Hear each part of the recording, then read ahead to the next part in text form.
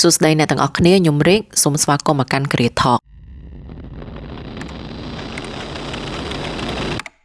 កាលពីសប្តាហ៍មុនយើងបានសិក្សាអំពី Lecture ទី2 Corporate Department នាយកដ្ឋាននៃសាជីវកម្មដែលនៅក្នុង Lecture ទី2នេះគឺយើងសិក្សាអំពី5នាយកដ្ឋានដែលមិនបង្កើតប្រាក់ចំណូលដោយខ្លួនឯងហើយកាលពីសប្តាហ៍មុនយើងបានរៀនអំពី Admin Department នាយកដ្ឋានផ្នែករដ្ឋបាល HR Department នាយកដ្ឋានផ្នែកធនធានមនុស្ស Finance Department នាយកដ្ឋានផ្នែកហិរញ្ញវត្ថុ Operation Department នាយកដ្ឋានផ្នែកប្រតិបត្តិការចំណែកឯសប្តាហ៍នេះវិញគឺយើងរៀនអំពី IT Department នាយកដ្ឋានផ្នែកព័ត៌មានវិទ្យាផ្នែកព័ត៌មានវិទ្យាឬ IT Department គឺជានាយកដ្ឋានដែលគ្រប់គ្រងទៅលើហេដ្ឋារចនាសម្ព័ន្ធដល់ប្រតិបត្តិការរបស់អាជីវកម្មឬសាជីវកម្មតួនាទីចម្បងរបស់នាយកដ្ឋានមួយនេះគឺធានាឲ្យបានថារាល់ដំណើរការជាលក្ខណៈប្រព័ន្ធ Digital គឺមានដំណើរការដោយភាពជឿជាក់និងសុវត្ថិភាពមុខងារសំខាន់ទី1នៃផ្នែកព័ត៌មានវិទ្យានេះគឺការគ្រប់គ្រងហេដ្ឋារចនាសម្ព័ន្ធដែលការគ្រប់គ្រងទាំងនោះរួមបញ្ចូលនឹងការថែរក្សា Network Server Hardware និង Cloud System ផ្នែកព័ត៌មានវិទ្យាក៏គ្រប់គ្រងទៅលើប្រព័ន្ធកម្មវិធីមួយចំនួនដូចគ្នាដូចជាប្រព័ន្ធ ERP CRM Platform Email Server និងឧបករណ៍សហការផ្ទៃក្នុងផងដែរប្រព័ន្ធទាំងនេះអនុញ្ញាតឲ្យនាយកដ្ឋាននីមួយៗនៅក្នុងក្រុមហ៊ុនសាជីវកម្មឬក៏អាជីវកម្មរបស់អ្នកអាចទំនាក់ទំនងតាមដានការអនុវត្តនិងរក្សាទុកទិន្នន័យមុខងារសំខាន់មួយទៀតនោះគឺការគ្រប់គ្រងទៅលើការចូលរបស់អ្នកប្រើប្រាស់ឬក៏យើងហៅថាការកំណត់ទៅលើការចូល access របស់អ្នកប្រើប្រាស់ផ្នែកព័ត៌មានវិទ្យាគឺមានតួនាទីមួយសម្រាប់ការកំណត់អ្នកណាមួយឲ្យចូលប្រព័ន្ធកម្មវិធីណាមួយបាននិងកម្រិតនៃការអនុញ្ញាតដែលពួកគេមានផងដែរពីព្រោះនេះគឺជាព័ត៌មានមួយចំនួនដែលសំខាន់ដែលយើងត្រូវការពារនៅក្នុងក្រុមហ៊ុនសុវត្ថិភាពទិន្នន័យគឺជាការទទួលខុសត្រូវដ៏ធំបំផុតរបស់នាយកដ្ឋានផ្នែកព័ត៌មានវិទ្យាការគម្រាមកំហែងសន្តិសុខតាមអ៊ីនធឺណិតការលេចធ្លាយទៅលើទិន្នន័យនិងឯកសារនិងការបរាជ័យទៅលើប្រព័ន្ធកម្មវិធីណាមួយនៅក្នុងក្រុមហ៊ុនទាំងនេះវានឹងអាចផ្ដល់ផលពិបាកទៅដល់ផ្នែកហិរញ្ញវត្ថុនិងផ្លូវច្បាប់ផងដែរផ្នែកព័ត៌មានវិទ្យាក៏ផ្ដល់ការគាំទ្រក្នុងផ្នែកបច្ចេកទេសនិងការដោះស្រាយបញ្ហាដើម្បីឲ្យដឹងថាបុគ្គលិកនីមួយៗអាចធ្វើការដោយគ្មានការរំខានបានលើពីនេះទៅទៀតផ្នែកព័ត៌មានវិទ្យាក៏គាំទ្រទៅលើគំនិតផ្ដួចផ្ដើមក្នុងការផ្លាស់ប្ដូរ Digital នៅពេលដែលក្រុមហ៊ុនទទួលយកស្វ័យប្រវត្តិការវិភាគនិងឧបករណ៍ AI នោះផ្នែកព័ត៌មានវិទ្យានឹងមានតួនាទីនៅក្នុងការធានាថាបច្ចេកវិទ្យាទាំងនេះត្រូវបានរួមបញ្ចូលដោយមានប្រសិទ្ធភាពផ្នែកព័ត៌មានវិទ្យាមិនមែនជានាយកដ្ឋានដែលរកប្រាក់ចំណូលដោយឯកនោះទេប៉ុន្តែវាអនុញ្ញាតឲ្យសកម្មភាពនៅក្នុងក្រុមហ៊ុនអាចបង្កើតប្រាក់ចំណូលគ្រប់ប្រភេទនៅក្នុងនាយកដ្ឋានផ្សេងទៀតសម្រាប់បុគ្គលិកការយល់ដឹងពីផ្នែកព័ត៌មានវិទ្យាឬ IT Department វានឹងជួយអ្នកនៅក្នុងការប្រើប្រាស់ប្រព័ន្ធឲ្យបានត្រឹមត្រូវចូលរួមការពារទិន្នន័យនិងឯកសាររបស់ក្រុមហ៊ុននិងធ្វើការប្រកបដោយប្រសិទ្ធភាពជាងមុននៅក្នុងលំហូរការងារបែប Digital ការគោរពដំណើរការព័ត៌មានវិទ្យានឹងអាចកាត់បន្ថយកំហុសហានិភ័យបង្កើនសុវត្ថិភាពនិងបង្កើនផលិតភាពនៅក្នុងការងាររបស់អ្នកទាំងអស់គ្នាផងដែរផ្នែកព័ត៌មានវិទ្យាមិនមែនជានាយកដ្ឋានមួយដែលចាំតែគាំទ្រទៅលើបច្ចេកទេសរបស់នាយកដ្ឋានផ្សេងទៀតនោះទេក៏ប៉ុន្តែផ្នែកព័ត៌មានវិទ្យាគឺជាមូលដ្ឋានគ្រឹះ Digital នៃប្រតិបត្តិការសាជីវកម្មអូខេដើម្បីឲ្យកាន់តែជាក់ច្បាស់យើងនឹងបង្ហាញ slide ទៅកាន់អ្នកទាំងអស់គ្នាដើម្បីរៀនយល់បន្ថែមពី IT Department មួយនេះអញ្ចឹងសម្រាប់ IT Department មួយនេះដែរគោលដៅនៃនាយកដ្ឋានមួយនេះគឺយើងបានរៀបរាប់ពីសប្តាហ៍មុនរួចទៅហើយថាតើគោលដៅនៃនាយកដ្ឋានមួយនេះត្រូវបានគេកកើតឡើងនៅក្នុងក្រុមហ៊ុនសាជីវកម្មឬក៏អាជីវកម្មរបស់យើងនឹងនៅក្នុងមូលហេតុអីអញ្ចឹងជាបន្តមកទៀតគឺយើងស្វែងយល់ថាតើនាយកដ្ឋានមួយនេះមានសារៈសំខាន់អ្វីខ្លះអញ្ចឹងដោយដែលខ្ញុំបាននិយាយប្រាប់អ្នកទាំងអស់គ្នាអញ្ចឹងថាផ្នែកព័ត៌មានវិទ្យាឬក៏ IT Department វាប្រៀបបានដូចជាឆ្អឹងខ្នងនៅក្នុងក្រុមហ៊ុនសាជីវកម្មឬក៏អាជីវកម្មរបស់យើងអញ្ចឹងបើសិនជាយើងបាត់បង់នៃឆ្អឹងខ្នងទាំងហ្នឹងក៏វាមិនធ្វើឲ្យដំណើរការនៅក្នុងការងាររបស់យើងនឹងវាមានប្រសិទ្ធភាពនិងដំណើរការរលូនដែរដោយឡែកយើងពឹងផ្អែកទៅលើការធ្វើការរបស់បុគ្គលិករបស់យើងនីមួយៗថាតើពួកគាត់ធ្វើការរបៀបម៉េចក៏ប៉ុន្តែពួកគាត់ក៏ធ្វើការជាមួយនឹងកុំព្យូទ័រដែលកុំព្យូទ័រទាំងនោះត្រូវទាមទារឲ្យមានប្រព័ន្ធកម្មវិធីក៏ដូចជាសុវត្ថិភាពនៅទិន្នន័យឯកសារដែលពួកគាត់បានធ្វើការមកកាន់ក្រុមហ៊ុនហ្នឹងថាតើយើងមានប្រព័ន្ធទាំងហ្នឹងនៅក្នុងការការពារឬក៏ ក៏រក្សានៅតនន័យទាំងហ្នឹងក៏ដូចជាបង្កើតនៅប្រព័ន្ធកម្មវិធីណាមួយដែលធ្វើឲ្យ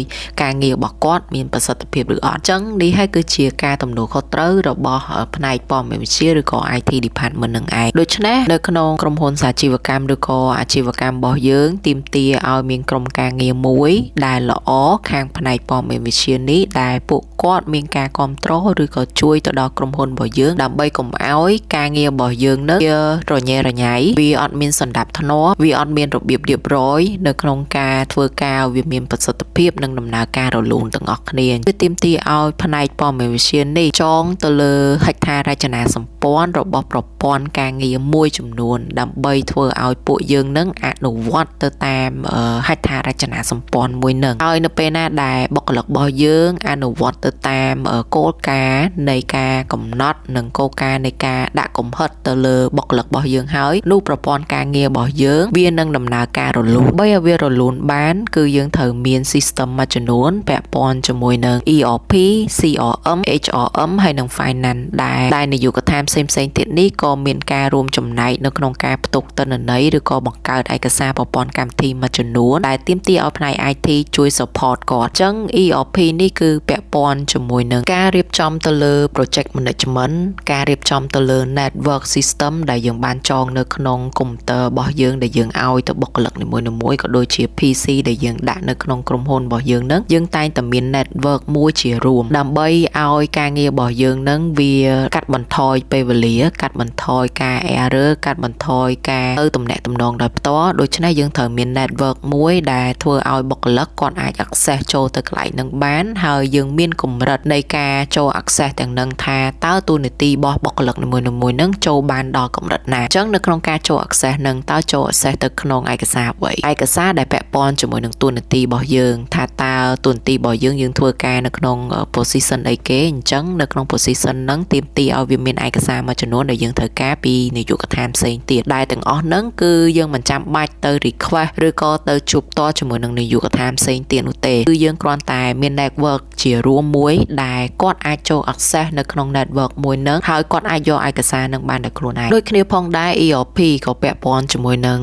ការ stock ទៅលើអវ៉ាន់ inventory ក៏ដូចជា supply chain នៅក្នុងក្រុមហ៊ុនផងដែរដែលពួកគាត់ផ្ទុកនៅឯកសារលេខកូដផលិតផលឬក៏សេវាកម្មរបស់ក្រុមហ៊ុនរបស់គាត់ហ្នឹងនៅក្នុង system មួយនឹងទាំងមូលដែលយើងងាយស្រួលទៅយកទិន្នន័យងាយស្រួលដឹងពីចំនួននៃផលិតផលរបស់យើងផងដែរហើយមិនត្រឹមតែប៉ុណ្ណោះទេក៏វាពាក់ព័ន្ធជាមួយនឹងនាយកដ្ឋានផ្សេងទៀតដែលយើងផ្ទុកទិន្នន័យទៅលើ customer អតិថិជនរបស់យើងដែលគាត់បានជាវទៅលើផលិតផលក៏ដូចជាសេវាកម្មរបស់យើងគឺយើងមានទិន្នន័យប្រវត្តិសង្ខេបរបស់ពួកគាត់ទាំងអស់គ្នាក៏ដូចជាការផ្ទុកទិន្នន័យទៅលើ HRM ខាង human resource ទុនធានមនុស្សថាតើ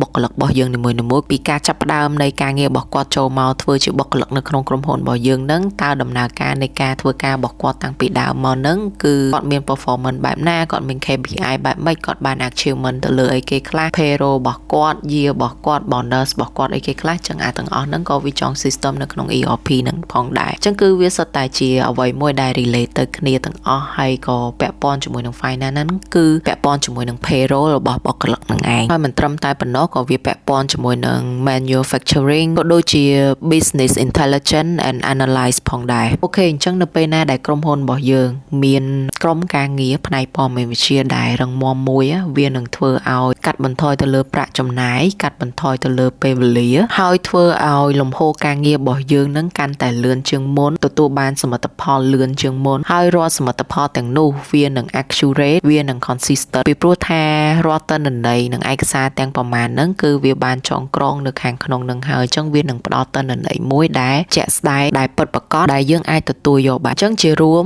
IT គឺគាត់មានទំនួលខុសត្រូវនៅក្នុងការការពារដូចជាទី1គឺ customer privacy អញ្ចឹងជាទូទៅរាល់ផលិតផលឬក៏សេវាកម្មរបស់យើងនឹងមានអតិថិជនគាត់មកជាវហើយអញ្ចឹងរាល់ការជាវទាំងប្រមាណហ្នឹងគឺយើងតែងតែទុកទិន្នន័យពីប្រវត្តិសង្ខេបរបស់អតិថិជនរបស់យើងថា តើគាត់មាន address នៅណាគាត់មានលេខទូរស័ព្ទប្រហែលគាត់ឈ្មោះអីហើយគាត់បានទិញទៅលើប្រវត្តិនៃការទិញផលិតផលឬក៏សេវាកម្មរបស់គាត់នឹងមានប្រហែលដងជារៀងរាល់ឆ្នាំអញ្ចឹងទៅអញ្ចឹងរាល់ឯកជនភាពរបស់អតិថិជនរបស់យើងគឺត្រូវបានរក្សាទុកនៅក្នុងព័ត៌មានវិទ្យាដែលគាត់ត្រូវការពាររាល់ទិន្នន័យទាំងហ្នឹងកុំឲ្យបែកធ្លាយហើយទី2គឺ company brand នេះគឺពាក់ព័ន្ធជាមួយនឹងកិត្តិយសគេឈ្មោះរបស់ក្រុមហ៊ុនរបស់យើងដែលមនុស្សជាទូទៅគឺគេស្គាល់ brand របស់យើងថា brand យើងឈ្មោះអី logo អីហើយពួកយើងមាន vision mission ក៏ដូចជាគម្រោងនៅក្នុងក្រុមហ៊ុនរបស់យើងគឺមានដំណើរការនឹងធ្វើអ្វីខ្លះវាក៏ជាឯកជនភាពរបស់ក្រុមហ៊ុនដូចគ្នាអញ្ចឹងខាងផ្នែកព័ត៌មានវិទ្យានេះក៏គាត់មានតួនាទីទទួលខុសត្រូវនៅក្នុងការការពារឯកជនភាពរបស់ក្រុមហ៊ុនខ្លួនផងដែរទី3គឺ legal compliance អញ្ចឹងពាក់ព័ន្ធជាមួយនឹងដែរគឺ every document ដែលពាក់ព័ន្ធជាមួយនឹងផ្លូវច្បាប់គឺផ្នែកព័ត៌មានវិទ្យាក៏ត្រូវការពារផងដែរពីព្រោះរាល់ឯកសារឬក៏ទិន្នន័យពាក់ព័ន្ធជាមួយនឹងផ្លូវច្បាប់គឺសុទ្ធតែឯកជនភាពដូចគ្នាហើយកុងត្រាទាំងនោះมันអាចបែកធ្លាយទៅខាងក្រៅដើម្បីឲ្យអ្នកដទៃមើលបានយ៉ាងងាយស្រួលនោះទេហើយជាចុងក្រោយគឺ data integrity អញ្ចឹងចំពោះចំណុចនេះគឺរាល់ឯកសារទូទៅរាល់ life cycle នៃ document ដែលបុគ្គលិករបស់យើងធ្វើពីនាយកដ្ឋានមួយទៅនាយកដ្ឋានមួយទៀតហ្នឹងគឺសុទ្ធតែផ្ទុកទិន្នន័យទាំងអស់បើសិនជា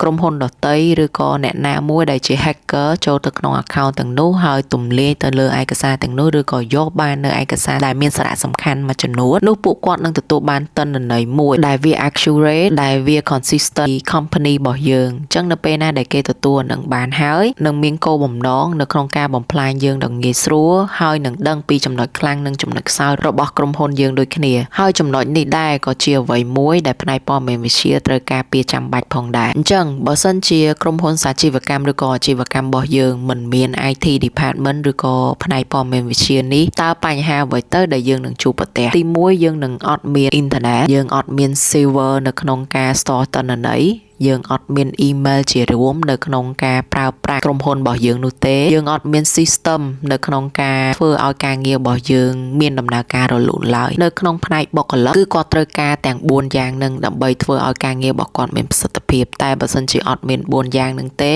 នោះការងាររបស់គាត់ក៏មានជួបការផលវិបាកក៏ដូចជាបុគ្គលិកនីមួយៗនឹងមានបែបផែននៅក្នុងការធ្វើការរបស់គាត់ជារបៀបគាត់អញ្ចឹងបើយើងសម័យមើលថាបើមានបុគ្គលិក10នាក់គាត់ធ្វើការរបៀបនៃការងាររបស់គាត់10នាក់ផ្សេងគ្នានោះរបៀបរៀបរយនៅក្នុងក្រុមហ៊ុនរបស់យើងនឹងគ្មានសណ្ដាប់ធ្នាប់នៅក្នុងការ process ការងារណាមួយឲ្យជាក់លាក់នោះទេទី2គឺពាក់ព័ន្ធជាមួយនឹង POS ERP CRM ហើយនិង HRM ដែលពាក់ព័ន្ធជាមួយនឹងទិន្នន័យមួយចំនួននៅក្នុងនាយកដ្ឋានផ្សេងទៀតតាក់ទងជាមួយនឹងបុគ្គលិកតាក់ទងជាមួយនឹងអតិថិជនដែលរាល់ទិន្នន័យទាំងអស់ហ្នឹងគឺសុទ្ធតែសំខាន់បើសិនជាយើងអត់មានប្រវត្តិសង្ខេបរបស់អតិថិជនក៏ដូចជាបុគ្គលិករបស់យើងទេហើយនឹងចំនួននៃផលិតផលដូចជាសង្វាក់នៃការងាររបស់យើងទាំងមូលនោះទេនោះវានឹងផ្ដល់ភាពរញ៉េរញ៉ៃដូចគ្នាផងដែរនៅក្នុងការគ្រប់គ្រងទៅលើផលិតផលសេវាកម្មក៏ដូចជាលំហូរការងារនៅក្នុងក្រុមហ៊ុនរបស់យើងហើយបន្ទាប់មកទៀតគឺសុវត្ថិភាពនៅក្នុងការការពាររាល់ទិន្នន័យរបស់យើងនឹងឯងអញ្ចឹងការងារចម្បងរបស់ផ្នែកព័ត៌មានវិទ្យាគឺគាត់ការពារទៅលើ security សន្តិសុខសុវត្ថិភាពរបស់ទិន្នន័យហើយនិងឯកសាររបស់យើងបើសិនជាអត់មាន IT ការពារទេនោះកុំព្យូទ័រនីមួយៗនឹងត្រូវបានគេ hack យកឯកសារមួយចំនួនបានជោគជ័យហើយវានឹងមានផលប៉ះពាល់ទៅដល់ក្រុមហ៊ុនរបស់យើងបន្ទាប់មកទៀតគឺយើងអត់មាន data driven decision ទេអញ្ចឹងដូចខ្ញុំបាននិយាយចឹងបើសិនជាយើងអត់មាន data integrity ទេនៅក្នុងការចងនៅលើប្រព័ន្ធការងារទាំងមូលដែលយើងមាន number ជាក់ស្ដែងណាមួយដែលវា accurate អញ្ចឹងបើសិនជាយើងអត់មានទិន្នន័យទាំងហ្នឹងដែលសម្រួមឲ្យការងាររបស់យើងមានប្រសិទ្ធភាពហើយយើងនឹងដឹងថាតើការងាររបស់យើង accurate ប៉ុណ្ណានោះទេអញ្ចឹងវាក៏អត់ lead យើងអត់នាំយើងឲ្យទៅ make decision right ណាមួយនៅក្នុងក្រុមហ៊ុនយើងដូចគ្នាអញ្ចឹងនៅពេលដែលយើងចង់សម្រេចចិត្តចង់ធ្វើគម្រោងអីមួយនៅក្នុងក្រុមហ៊ុនរបស់យើងគឺយើងចាប់ផ្ដើមវាដោយសពិចសពិលចាប់ផ្ដើមវាដោយមិនមាន data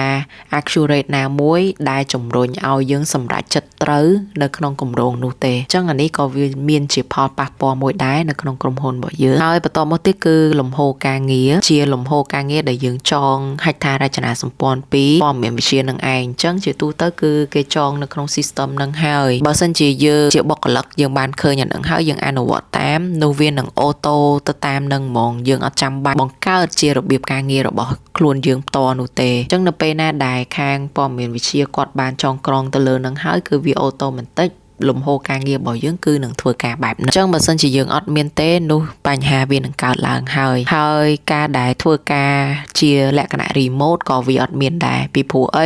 នៅពេលដែលអ្វីៗនៅក្នុងក្រុមហ៊ុនរបស់យើងវាដូចជាក្រុមហ៊ុនមួយដែលមិនមានទិន្នន័យវាប្រៀបបានដូចទៅនឹងក្រុមហ៊ុនដែលអត់មានម្សៅនៅខាងក្នុងណាធ្វើនំបានតែអត់មានម្សៅអញ្ចឹងអាម្សៅហ្នឹងគឺវាមានសារៈសំខាន់មែនតើនៅពេលណាដែលយើងអត់មានម្សៅយើងអត់អាចគ្រប់គ្រងបុគ្គលិករបស់យើងបានពេញលេញទេអញ្ចឹងនៅពេលដែលអត់ពេញលេញបែបហ្នឹងគឺយើងគ្រប់គ្រងទៅលើតន័យរបស់បុគ្គលិករបស់យើងលំអិតមែនតើរាល់ការសម្រេចចិត្តរាល់ការងារដែលពួកគាត់ធ្វើគឺយើងចង់គ្រប់គ្រងលំអិតហ្មងអញ្ចឹងដែលវាធ្វើឲ្យផ្ដោតសម្ពាធទៅលើបុគ្គលិករបស់យើងហើយរាល់ពេលដែលបុគ្គលិករបស់យើងចង់ធ្វើការ remote ចង់ធ្វើការនៅកន្លែងណាផ្សេងចង់ធ្វើការពីផ្ទះមកទោះបីជាការងាររបស់គាត់អនឡាញទោះបីជាការងាររបស់គាត់អាចធ្វើពីផ្ទះមកបានក៏ប៉ុន្តែក្នុងនាមជាមេនៅពេលដែលក្រុមហ៊ុនអត់មានម្សៅបែបហ្នឹងហាក់ដូចជាភ័យខ្លាចនៅក្នុងការបលែងបុគ្គលិករបស់យើងឲ្យធ្វើការជាលក្ខណៈ remote ខ្លះហើយជាចុងក្រោយគឺពាក់ព័ន្ធជាមួយនឹង digital transformation អញ្ចឹងអានេះគឺជាជំហានបន្ទាប់នៅពេលណាដែលយើងមានចំណុចទាំងប្រមាណមានម្សៅគ្រប់គ្រាន់នៅក្នុងការធ្វើការងារហើយព័ត៌មាននៅក្នុងក្រុមហ៊ុនរបស់យើងវា accurate វា consistent អញ្ចឹងយើងនឹងអាចមានការ make decision ដ៏ត្រឹមត្រូវមួយនៅក្នុងការធ្វើអ្វីមួយក៏ព្រោះតែយើងជឿជាក់ទៅលើគម្រោងរបស់យើងអាចផ្ដួចផ្ដើមគំនិតថ្មីនៅក្នុងការផ្លាស់ប្ដូរការងាររបស់យើងបែប digital ការនាំចូលនៅ AI ការពង្រឹងសមត្ថភាពឬក៏ជំនាញនៅក្នុងព័ត៌មានវិទ្យារបស់យើងឬក៏ប្រព័ន្ធការងាររបស់យើងឡើងទៅមួយកម្រិតទៀតពី 1.0 ទៅ 2.0 អញ្ចឹងចំណុចទាំងអស់ហ្នឹងគឺ relate ទៅ digital transformation នឹងទាំងអស់បើសិនជាយើងមានdata នឹងវា accurate អស់វាងាយស្រួលមែនតើនៅក្នុងការ upgrade ទៅមួយតង់ទៀតដោយមិនមានភាពសពេចស្ពិលនៅក្នុងការ upgrade នឹងទេអញ្ចឹងនៅពេលដែលយើងអត់មានអាហ្នឹងគឺកម្រិតនៃការងាររបស់យើងហ្នឹងគឺនៅតែប៉ុណ្្នឹងទោះសង្គមការងារទោះបច្ចុប្បន្ននេះវាមានលំហូរការងារមានប្រសិទ្ធភាពលឿនយ៉ាងណាក៏ដោយហើយ AI មានសន្ទុះប៉ុណ្ណាក៏ដោយក៏យើងអត់មានទំនុកចិត្តក៏ដូចជាការជឿជាក់ទៅលើខ្លួនឯងនៅក្នុងការ transform ខ្លួនឯងឲ្យក្លាយទៅជាអ្នកដែលតន់សង្គមនៃវិស័យការងារឬក៏អ្នកដែលតន់ AI នឹងផងដែរពីព្រោះថាយើងអត់មាន digital transformation ហ្នឹងអញ្ចឹងយើងចូលមក slide បន្ទាប់ដែលយើងនឹងនិយាយអំពី workflow ឬក៏លំហូរការងារនៅក្នុងនាយកដ្ឋានផ្នែកព័ត៌មានវិទ្យាឬក៏ IT department អញ្ចឹងនេះគឺជា life cycle មួយនៃ workflow របស់គាត់ដែលពួកគាត់ត្រូវសិក្សាអំពីការចាប់ផ្ដើមដំបូងហ្នឹងគឺ user need ឬក៏ user issue អញ្ចឹងចំពោះចំណុចនេះដែរគឺគាត់នឹងសិក្សាថាតើបុគ្គលិកនីមួយៗនៅក្នុងក្រុមហ៊ុនរបស់គាត់នឹងតួនាទីរបស់គាត់ត្រូវការអីគេខ្លះត្រូវការប្រព័ន្ធកម្មវិធីអីគេខ្លះត្រូវការ system អីគេខ្លះដែលធ្វើឲ្យការងាររបស់គាត់នឹងវាមានប្រសិទ្ធភាពអញ្ចឹងចាក់ស្ដែងនៅពេលដែលគាត់សិក្សាពីតួនាទីនីមួយៗហើយគាត់នឹងដឹងពីទំហំការងារធំមួយដែលយើងគួរតែចងវាដោយរបៀបម៉េចដែលយើងត្រូវចូលទៅក្នុងដំណាក់កាលមួយទៀតដែលជា IT support ឬក៏ IT technician នឹងគាត់នឹងបង្កើតកម្មវិធីមួយចំនួនដើម្បីផ្ដល់ជូនទៅការបុគ្គលិកនីមួយៗឲ្យគាត់ធ្វើការចាក់ស្ដែងថាតើកម្មវិធីប្រព័ន្ធកម្មវិធីដែលយើងបានបង្កើតនឹងតើវាមានប្រសិទ្ធភាពប៉ុណ្ណាអញ្ចឹងនៅពេលដែលបុគ្គលិកនីមួយៗគាត់ទទួលបានប្រព័ន្ធកម្មវិធីណាមួយដែលមានប្រសិទ្ធភាពហើយអញ្ចឹងគាត់នឹងចង system មួយដែលមាន workflow នៃលំហូរការងារណាមួយដែលវាមានប្រសិទ្ធភាពតែលំហូរការងារទាំងនោះត្រូវតែអូតូត្រូវតែមាន process បែបហ្នឹងត្រូវឲ្យបុគ្គលិកអនុវត្តតាមអញ្ចឹងគាត់ត្រូវបង្កើតនៅ system ឬក៏ network នៅក្នុងការគ្រប់គ្រង system network នឹងមួយទាំងមូលនៅក្នុងក្រុមហ៊ុនហ្នឹងអញ្ចឹងនៅពេលណាដែលគាត់ចងទៅលើហេដ្ឋារចនាសម្ព័ន្ធមួយនឹងបានហើយគាត់នឹងឈានចូលដល់ដំណាក់កាលមួយទៀតគឺ development integration អញ្ចឹងនៅកន្លែងនេះបើសិនជាមានចន្លោះខ្វះខាតឬក៏គាត់ find out ថា system របស់គាត់ឬក៏ network របស់គាត់វាមាន issue មួយចំនួនអញ្ចឹងវាទាមទារឲ្យគាត់ត្រូវ develop ឬក៏ integrate វាឡើងវិញដើម្បីធ្វើឲ្យប្រព័ន្ធកម្មវិធីហ្នឹងវាមានដំណើរការល្អវាមានដំណើរការរលូនហើយវាមានប្រសិទ្ធភាពខ្លាំងអញ្ចឹងវានឹងត្រូវបានប្រើប្រាស់ជាបណ្ដោះអាសន្នណាមួយដែលទាមទារឲ្យយើង យើងត្រូវមាន analysis ហើយនឹង improvement ដែលជាដំណាក់ការបន្ទាប់ហ្នឹងដើម្បីគិតថាតើចំណុចណាដែលយើងគួរតែធ្វើឲ្យវាប្រសើរហើយចំណុចណាយើងត្រូវតែបោះបង់វាចោលហើយនឹងកសាងអ្វីមួយថ្មីមួយទៀតដើម្បីធ្វើឲ្យ system ឬក៏ network មួយហ្នឹងវាប្រសើរអញ្ចឹងនៅពេលណាដែលគាត់ធ្វើឲ្យអស់ហើយគាត់ត្រូវតែចូលទៅដល់ដំណាក់ការមួយទៀតដែលជា IT manager ឬក៏ IT director decision ហ្នឹងថាគាត់ត្រូវ make ថាអូខេនៅក្នុងនាយកដ្ឋានរបស់យើងចងក្រងទៅលើប្រព័ន្ធកម្មវិធីឲ្យបុគ្គលិករួចហើយយើងមាន system network មួយដែលគិតថាវាអាចនឹងមានប្រសិទ្ធភាពហើយប្រព័ន្ធការងារដែលយើង temporary នៅក្នុងការ working នៅក្នុងរយៈពេល2ទៅ3ខែនេះវាមានដំណើរការបានល្អហើយអញ្ចឹងយើងនឹង approve ទៅលើ system ឬក៏ network នឹងអត់អញ្ចឹងវាគឺជា decision របស់ IT manager និង IT director នៅក្នុងការ approval នឹងឯងអញ្ចឹងនៅពេលដែល approval នឹងហើយគឺយើងចាប់ផ្ដើម monitor ហើយថាតើលំហូរការងារ system network របស់យើងវាមានបញ្ហាអីនៅក្នុងការដំណើរការនាថ្ងៃខាងមុខនោះអត់បើសិនជាមានក៏ត្រូវដោះស្រាយនៅក្នុងហូរការងារហ្នឹងឲ្យវាប្រសើរពីមួយថ្ងៃទៅមួយថ្ងៃហើយដូចគ្នាផងដែរក៏ត្រូវការពារសុវត្ថិភាពសន្តិសុខទៅលើតនន័យឯកសារនៃបុគ្គលិកដែលគាត់ធ្វើការឲ្យក្រុមហ៊ុននឹងដែរអញ្ចឹងអាហ្នឹងគឺជា cycle មួយនៃនាយកដ្ឋានព័ត៌មានវិទ្យានឹងអញ្ចឹងវានឹង keep update ម្ដងតិចដល់ពេលណាដែលនាយកដ្ឋានថ្មីកើតឡើងឬក៏នៅពេលណាដែលតួនាទីត្រូវបានផ្លាស់ប្ដូរឬក៏យើងត្រូវបង្កើតនាយកដ្ឋានថ្មីមួយនៅក្នុងក្រុមហ៊ុនរបស់យើងអាហ្នឹងគឺយើងត្រូវដំណើរការ system នឹងសារឡើងវិញទៅតាម workflow មួយនឹងម្ដងទៀតអញ្ចឹងបន្ទាប់មកទៀតយើងដូរទៅ slide មួយទៀតដែលយើងនឹងនិយាយអំពី career ladder overview ចំពោះ career ladder នេះដែរនៅក្នុងនាយកដ្ឋានព័ត៌មានវិទ្យាឬក៏ IT department ហ្នឹងគឺយើងមាន4 level ដូចគ្នាអញ្ចឹង level ទី1នេះគឺ entry level ដែលយើងមាន position 2 position ទី1គឺ IT support assistant ហើយនិង IT support officer អញ្ចឹងថាតើតួនាទី2នេះគាត់នឹងធ្វើការងារទៅលើអីគេខ្លះអញ្ចឹងសម្រាប់ IT support assistant គឺគាត់នឹងនៅជួរមុខនៃនាយកដ្ឋានរបស់គាត់ប្រៀបបានដូចជានឹង front desk មួយពេលណាដែលបុគ្គលិកនីមួយៗគាត់ត្រូវការជំនួយឬក៏ត្រូវការ update ឬក៏ដាក់ចូលនៅប្រព័ន្ធកម្មវិធីមួយចំនួនទៅក្នុង PC ឬក៏ laptop របស់គាត់ហ្នឹងគឺ IT support assistant នេះឯងគឺជាអ្នកទទួលខុសត្រូវចំពោះចំណុចទាំងហ្នឹងអញ្ចឹងគាត់គឺ access ទៅលើបុគ្គលិកទូទៅជាមួយនឹង computer software ជាមួយនឹង device មួយចំនួនដែលវាមាន problem ណាគឺពួកគាត់តែងតែទៅនិយាយជាមួយនឹង IT support assistant ហ្នឹងនៅក្នុងការជួយពួកគាត់អញ្ចឹងតើអាការជួយហ្នឹងទៅជួយអីគេខ្លះវា simple issue មែនតើដែរ issue ទាំងហ្នឹងវាមានដូចជាការ log in ចូលការ download ទៅលើ app មួយចំនួនគឺវាមានផលវិបាកក៏ដូចជាការ print ឯកសារមួយចំនួនហ្នឹងវាមានភាព error ឬក៏ device set up មួយចំនួនហ្នឹងគឺវាអត់ស្គាល់ជាមួយនឹង computer របស់យើងអញ្ចឹងអាការងារអស់ហ្នឹងគឺវា simple មែនតើដែល IT support assistant ហ្នឹងគាត់ទទួលខុសត្រូវទៅលើផ្នែកហ្នឹងអញ្ចឹងសម្រាប់ IT support officer វិញថាតើ IT support officer នេះគាត់ទទួលខុសត្រូវទៅលើអ្វីអញ្ចឹងសម្រាប់ IT officer នេះគឺគាត់ទទួលខុសត្រូវទៅលើការធ្វើយ៉ាងណាឲ្យ company technology ecosystem របស់ក្រុមហ៊ុនរបស់យើងនឹងដំណើរការរលូនអញ្ចឹងគាត់ត្រូវ handle ទៅលើ daily technical issue មួយចំនួនដែលពួកគាត់ត្រូវតែចាំមើលទៅលើប្រព័ន្ធការងារ server ឬក៏ system មួយចំនួនដែលគេដាក់នៅក្នុងទូ inventory ឬក៏ storage ណាមួយនៅក្នុងក្រុមហ៊ុនរបស់យើងហ្នឹងណាគាត់ត្រូវដើរ check មើលថាតើ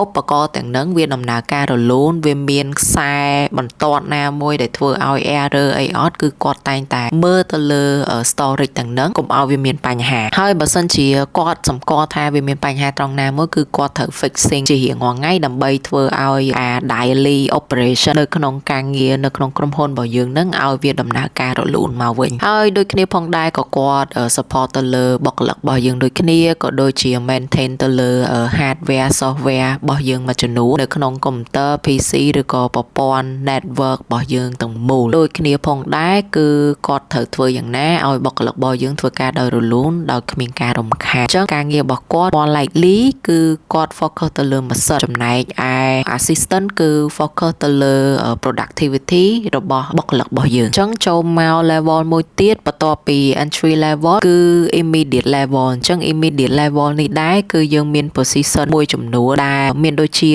IT technician IT system admin IT network admin admin និង IT support engineer អញ្ចឹងពួកគាត់ specialize ទៅលើការងារនីមួយៗដែលយើងបានដាក់ទៅលើគាត់នឹងឯងអញ្ចឹងឧបមាថា IT technician គឺគាត់ focus ទៅលើ technique IT system គឺគាត់ focus ទៅលើ system IT network គឺគាត់ focus ទៅលើ network នឹងឯងអញ្ចឹងយើងបានបែងចែកទៅតាមមុខងារតួនាទីរបស់គាត់នីមួយៗអញ្ចឹងយើងនឹងចូលស៊ីជម្រៅថាតើមុខងារនីមួយៗហ្នឹងគាត់នឹងធ្វើអីគេអញ្ចឹងចាប់ផ្ដើមពី IT technician ផងដែរគឺគាត់ធ្វើការទៅលើ hardware maintenance ដូចជា computer server router ឬក៏ switch មួយចំនួនក៏ដូចជា CCTV camera system អីទាំងប្រមាណក៏ដូចជាអង្គតែន network cabling អីទាំងប្រមាណហ្នឹងនៅក្នុងក្រុមហ៊ុនរបស់យើងហ្នឹង make sure ថាទាំងអស់ហ្នឹងវាអត់មានបញ្ហាអញ្ចឹងការទំនួលខុសត្រូវរបស់គាត់គឺគាត់ទទួលខុសត្រូវទៅលើចំណុចទាំងហ្នឹងឯងចុះការងារបន្តមកទៀតគឺអីគេ IT system admin នេះដែរគឺគាត់ទទួលខុសត្រូវទៅលើ IT system ដូចជា server user account directory backup cloud service antivirus ហើយជាមួយនឹង software permission អញ្ចឹងសម្រាប់ IT system admin នេះគឺគាត់នៅ focus ឲ្យស៊ីជម្រៅទៅលើ user account នីមួយៗថាតើចូលទៅដល់ទិន្នន័យនិងឯកសារហ្នឹងបានដល់កម្រិតណាអញ្ចឹងពួកគាត់នឹងមើលទៅលើ system ទាំងហ្នឹងដើម្បីធ្វើយ៉ាងណាឲ្យការប្រើប្រាស់របស់ user នីមួយៗហ្នឹងមានប្រសិទ្ធភាពហើយនឹងទទួលបានទិន្នន័យត្រឹមត្រូវហើយបូករួមជាមួយនឹងការរក្សានៅសុវត្ថិភាពរបស់ឯកសារទិន្នន័យមួយចំនួនដែលទូនទីខ្លះមិនអាចចូលទៅដល់បានហើយនៅក្នុងនោះដែរនៅក្នុង user account នីមួយៗហ្នឹងប្រកាសណាស់គឺមានទិន្នន័យហើយនឹងឯកសារមួយចំនួនដែលត្រូវ store ទុកនៅក្នុង user មួយហ្នឹងអញ្ចឹងខាង system admin ហ្នឹងគឺគាត់មានទូនទីនៅក្នុងការ backup នៅក្នុងការយកព័ត៌មានទាំងហ្នឹង update ទៅ cloud service ដើម្បីរក្សាបើសិនជាឯកសារណាមួយត្រូវបានគេ hack ឯកសារណាមួយត្រូវបានគេបំផ្លាញនោះយើងក៏មាន backup ក៏យើងមាននៅក្នុង cloud service របស់យើងផងដែរហើយដូចគ្នាផងដែរគឺគាត់ត្រូវតែមើលការខុសត្រូវទៅលើ virus នៅក្នុងកុំព្យូទ័ររបស់ user នីមួយៗកុំឲ្យមានការបំផ្លាញកុំឲ្យមានការចូលរុករានទៅលើប្រព័ន្ធ system នៃការងារឬក៏ក្រុមហ៊ុនរបស់យើងហ្នឹងគឺគាត់ត្រូវតែរក្សាសុវត្ថិភាពនិងសន្តិសុខទៅលើការធ្វើឲ្យ system របស់យើងកុំឲ្យមាន virus នៅក្នុងការវាយលុកហើយក៏ដូចជា software permission មួយចំនួនអញ្ចឹង permission នឹងឯងបើសិនជាប្រព័ន្ធការងារណាមួយនៅក្នុង user ណាមួយដែលគាត់ទាមទារគាត់ចង់ទៅចូលកន្លែងហ្នឹងគាត់ត្រូវសុំ permission មក system admin ហ្នឹងដើម្បីចូល access ទៅក្នុងឯកសារមួយហ្នឹងបានគឺយើងត្រូវធ្វើការជាមួយនឹង IT system admin អូខេអញ្ចឹងយើងតមកទៀតគឺ IT network admin ម្ដងអញ្ចឹងថាតើគាត់ responsible ទៅលើអីគេខ្លះអញ្ចឹងការងាររបស់គាត់គឺពាក់ព័ន្ធជាមួយនឹងលំហូរការងារប្រព័ន្ធនៃការងាររបស់យើងជាលក្ខណៈ network infrastructure នៅក្នុងហ្នឹងគឺវាមាន firewall មាន VPN មាន switch មាន router ហើយនឹងមាន bandwidth អញ្ចឹងចំណុចទាំងអស់ហ្នឹងគឺជាអ្វីដែល IT network ហ្នឹងគឺគាត់ត្រូវតែការពារត្រូវតែទទួលខុសត្រូវជាមួយការធ្វើយ៉ាងណាដើម្បីឲ្យវាមានរនាំងដើម្បីការពារទៅលើ network ទាំងមូលហ្នឹងកុំឲ្យមានអ្នកផ្សេងមកលុកលុយឬក៏បំផ្លាញទៅលើ network របស់យើងបានហើយមួយទៀតគឺគាត់ត្រូវតែកំណត់ VPN ឲ្យបានត្រឹមត្រូវធ្វើយ៉ាងណាកុំឲ្យ VPN របស់យើងត្រូវបានបែកធ្លាយហើយត្រូវបានគេ copy បានហើយអាចយកទៅប្រើប្រាស់បានយ៉ាងងាយស្រួលហើយត្រូវតែកំណត់នៅរបាំងណាមួយដើម្បីរក្សា VPN ផ្ទាល់ខ្លួនផងដែរហើយក៏ដូចជា switch មួយចំនួនដែលយើងត្រូវដំណើរការវា on រៀងរាល់ថ្ងៃកុំឲ្យមានការបិទណាមួយដែលធ្វើឲ្យការងាររបស់យើងនឹងវាត្រូវបានអាក់ខានត្រូវបានរំខានហើយជាមួយនឹង router ជាមួយនឹង bandwidth ផងដែរអញ្ចឹងតទៅមុខទៀតពាក់ព័ន្ធជាមួយនឹង IT support engineer នេះគឺគាត់ handle ជាមួយនឹងការងាររៀងធ្ងន់ជាងគេគឺ technical issue ហ្មងដែរថ្នាក់ក្រុមរបស់គាត់ទាំងប្រមាណដែលខ្ញុំបាននិយាយ 4-5 position មុនហ្នឹងគឺអត់អាចទៅ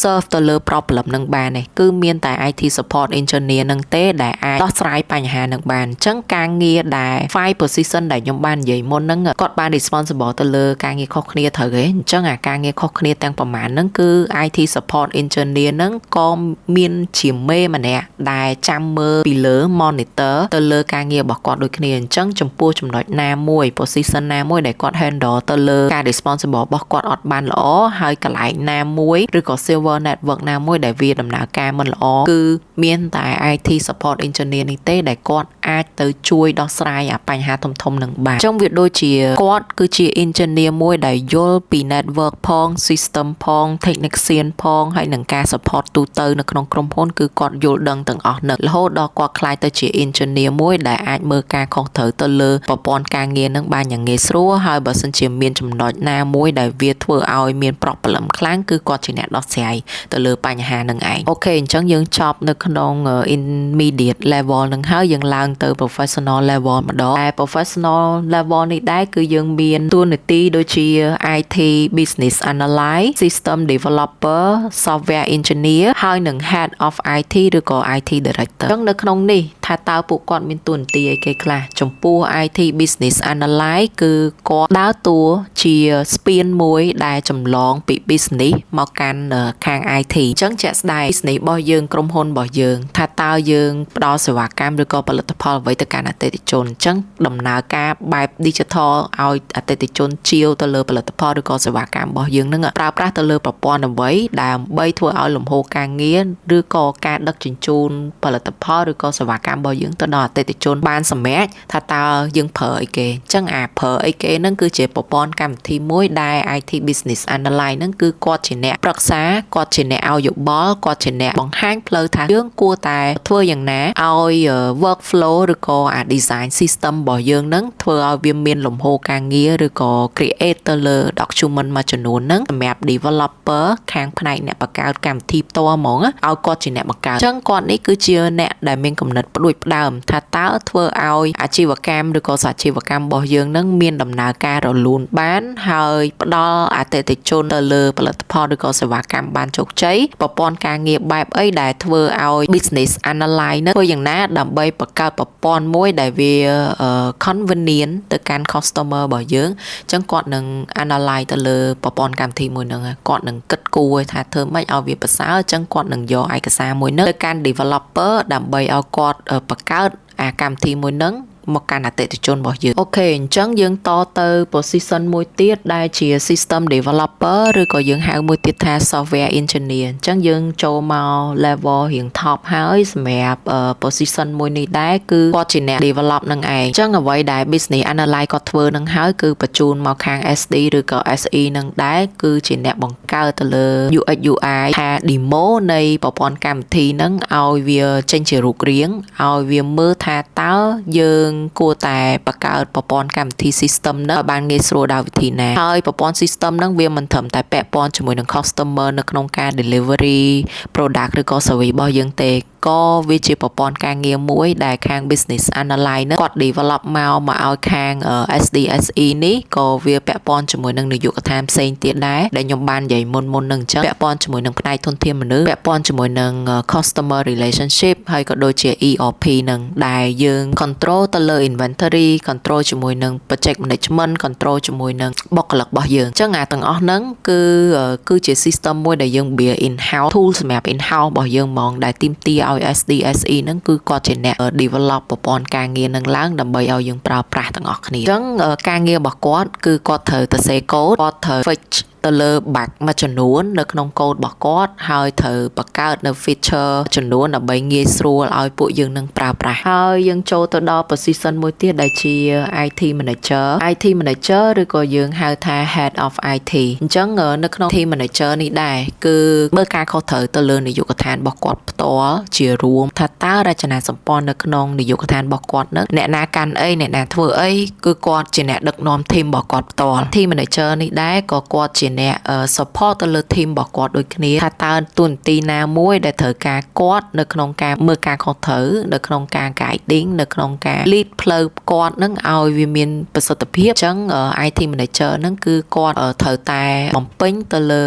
តួនាទីរបស់គាត់នៅក្នុងការ support team របស់គាត់ក៏ដូចគ្នា support ទៅលើ company need ផងដែរអញ្ចឹងនៅពេលណាដែលគាត់ទទួលបានសារអ្វីមួយពីមេរបស់គាត់ធំខាង CTO ណាអញ្ចឹងនៅពេលដែលគាត់ទទួលបាននឹងហើយទទួលបាន strategy strategy មួយចំនួនឬក៏ company needs ណាមួយតែតម្លាក់មកឲ្យគាត់អញ្ចឹងគាត់នឹងចែក delegate work មួយចំនួនមកកាន់ team របស់គាត់ឲ្យ team របស់គាត់ទៅធ្វើការនៅទូនទីរបស់គាត់រៀងៗខ្លួនហ្នឹងគឺ IT manager គឺគាត់ជាអ្នកមើលការខុសត្រូវនៅក្នុងការងារនៅក្នុងនាយកដ្ឋានរបស់គាត់ធ្វើយ៉ាងណាឲ្យ operation នៃនាយកដ្ឋានរបស់គាត់ហ្នឹង efficiently securely ហើយនឹង cost effectively ផងដែរហើយក៏ជាអ្នកដែល approve ទៅលើ technical decision មួយចំនួនអញ្ចឹងនៅពេលណាដែលយើងចង់ develop integrate អ្វីមួយប្រព័ន្ធការពារអ្វីមួយឬក៏យើងចង់ fix នៅកន្លែងណាមួយគឺយើងត្រូវការ approval ពី head of IT ឬក៏ IT director ហ្នឹងនៅក្នុងការ approve ឬក៏ coordinate project មួយហ្នឹងឲ្យ project មួយហ្នឹង meet ទៅលើ company needs ផងដែរ so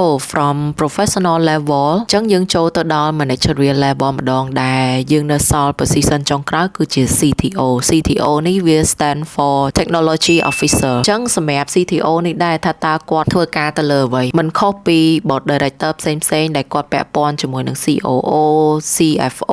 CEO អីទេគឺពួកគាត់ស្ថិតនៅក្នុង board director គឺពួកគាត់គឺនិយាយអំពី vision និយាយអំពី mission និយាយអំពី strategy មួយចំនួននៅក្នុងការ develop ក្រុមហ៊ុនរបស់គាត់ឲ្យប្រសើរអញ្ចឹងអាចចំណុចនៃទាំងអស់ហ្នឹងនៅពេលណាដែលយើងចង strategy នៅក្នុងនាយកដ្ឋានរបស់យើងហើយគឺគាត់នឹងបំបែក strategy ទាំងហ្នឹងជាជំហានហើយនឹងផាសទៅឲ្យក្រុមការងាររបស់គាត់នៅក្នុងការ delegate work ហើយនឹង execute ទៅលើចំណុចណាមួយនៅក្នុង team របស់គាត់នឹងឲ្យបានជោគជ័យអញ្ចឹងការងាររបស់គាត់គឺជាអ្នកដែលបំបែក strategy ឲ្យคล้ายទៅចេញជា execution ហើយនឹង oversee ទៅលើ team របស់គាត់ហើយនឹង approval ទៅលើឯកសារមួយចំនួនដែលវាមានសារៈសំខាន់នៅក្នុង team របស់គាត់ដូចគ្នាអូខេអញ្ចឹងយើងបានមកដល់ទីបញ្ចប់ហើយសម្រាប់មេរៀននៃ